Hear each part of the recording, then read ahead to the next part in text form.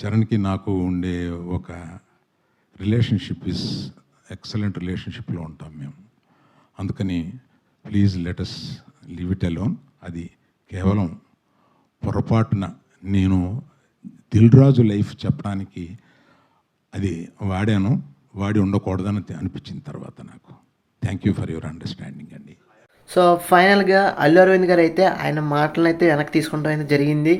So ఓవరాల్గా ఏంటంటే అల్లు అరవింద్ గారు ఏదైతే తండ్రి ప్రీ రిలీజ్ ఈవెంట్లో అన్నారో అది దిల్ రాజు గారిని ఉద్దేశించి చెప్పడం అనేది జరిగిందని మనందరికీ తెలుసు.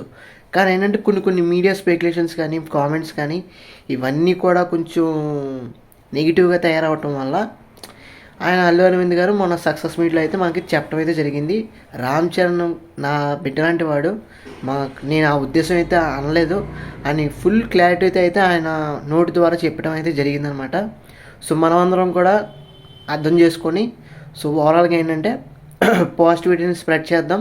సో ఈ వీడియోతో ఖచ్చితంగా రామ్ చరణ్ గారిని ఏం మాట కూడా అనలేదు. సో రామ్ చరణ్ గారు కూడా నెక్స్ట్ RC16 సినిమా షూటింగ్లో ఇన్వాల్వ్ అవటం అయితే జరిగింది. ఇంకా ఆ సినిమా షూటింగ్ కూడా ఆల్మోస్ట్ జరుగుతుంది. సో ఇది ఓవరాల్గా మూవీ అప్డేట్. మీకు నచ్చినట్లయితే తప్పకుండా మన ఛానల్కి సబ్స్క్రైబ్ చేసుకొని ఫాలో అవుతుంది. Thanks for watching.